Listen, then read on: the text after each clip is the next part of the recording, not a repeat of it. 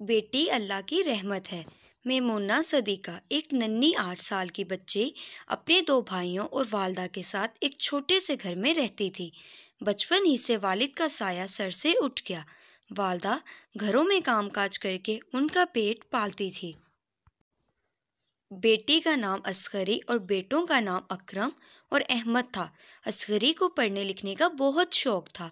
उसके भाई स्कूल जाते थे तो वो कभी कभी उनकी किताबें खोलकर देखती तो वालदा से डांट पड़ जाती, क्योंकि उसकी वालदा का ख्याल था कि पढ़ाई लड़कों के लिए होती है, लड़कियों के लिए नहीं।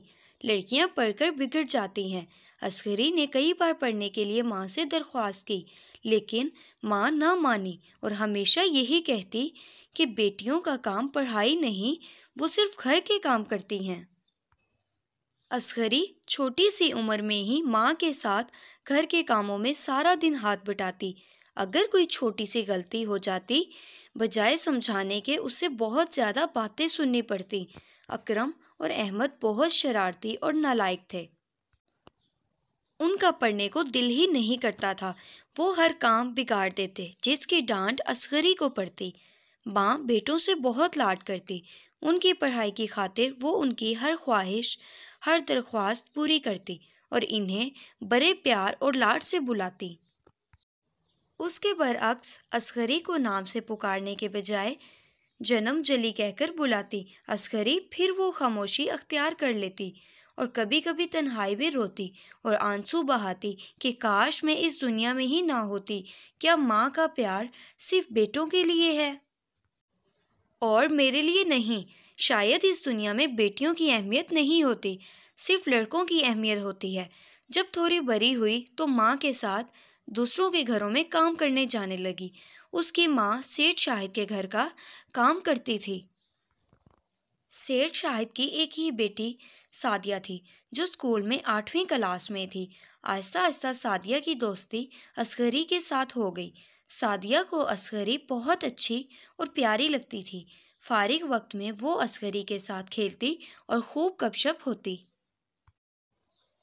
इसी तरह एक दिन असगरी को सादिया ने पढ़ने को कहा तो असगरी की आंखों में आंसू आ गए और रोते हुए कहा कि मुझे भी पढ़ने का बहुत शौक है, लेकिन मेरी माँ के नज़दीक बेटियों को पढ़ाना अच्छी बात नहीं, क्योंकि वो बिगड़ जाती हैं।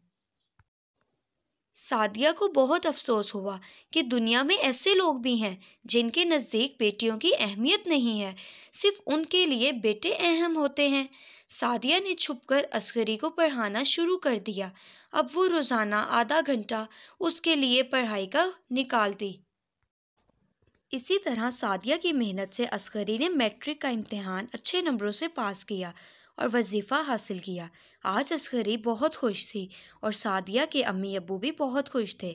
असगरी की इस कामयाबी पर सेठ शाहिद ने भी असगरी को इनाम दिया और मुबारकबाद दी और कहा कि आज आपकी माँ को भी मुबारकबाद देनी चाहिए।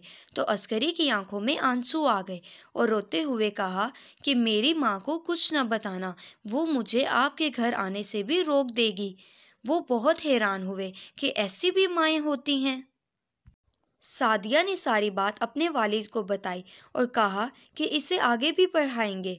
सादिया के घर वालों ने आगे पढ़ाने का सारा खर्च उठा लिया और असगरी की माँ को कहा कि असगरी को हमारे घर ही रहने दे, काम बहुत ज़्यादा होता है, रात को भी ज़रूरत होती है, उसकी तनख्वाह घर भेज दी जाएगी।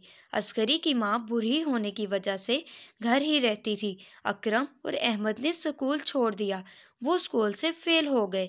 फजूल खर्ची करना, बुरे दोस्तों के साथ बैठना उनका मामूल बन गया। माँ की एक ना सुनते अपनी मनमानी करने लगे। इधर असगरी ने सादिया और उसके घर वालों की मेहनत से बीए अच्छे नंबरों से पास कर लिया और सेठ शाहिद ने उसे एक स्कूल में टीचर की मुलाजमत दिलवा दी। जब बेटों की नाफरमानियां हद से बढ़ गईं तो माँ पछता रही थी कि काश मैं असगरी की ख्वाहिश को पूरा कर देती और उसे बराबर प्यार देती। वो डांट के बावजूद भी हर काम करती और खामोशी अख्तियार करती थी। आज उसकी मेहनत की कमाई से घर चल रहा है। जिनसे बहुत लाड और प्यार किया था आज वही नाफरमान हो गए और बुरी सोहबत की वजह से आज जेल की सलाखों के पीछे पहुंच गए हैं। उनके लिए बहुत कोशिश की लेकिन फिर भी वो पढ़ाई से दूर हो गए। मुझे अस्करी के साथ ऐसा नहीं करना चाहिए था। उससे भी भाइयों के बराबर प्यार का दर्जा देती तो आज कभी ऐसा ना होता। इतने में अस्करी घर में दाखिल हुई। घर के चारों तरफ देखा, हर जगह गंदगी के ढेर लगे हुए थे और घर वीरान पड़ा था। उसकी माँ सर झुकाए अपने पछतावे पर अफसोस कर रही थी और आंसू बहा रही थी। असगरी ने माँ का हाथ थाम लिया तो माँ ने उसकी तरफ देखा।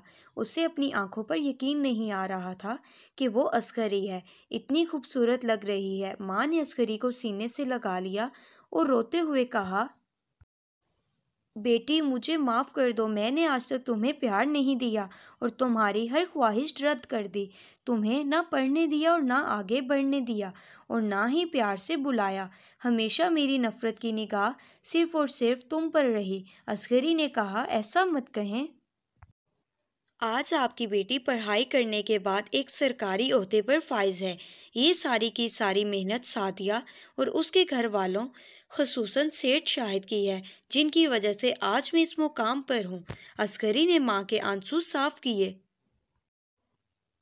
माँ ने कहा, आज मुझे समझ में आया कि बेटों के साथ बेटियों को भी उतना ही बराबर दर्जा दें, हमेशा एक जैसा प्यार दें। बेटियां ही हमेशा साथ देती हैं। मैंने जिनसे बहुत लाड किया वही नाफरमान हो गए।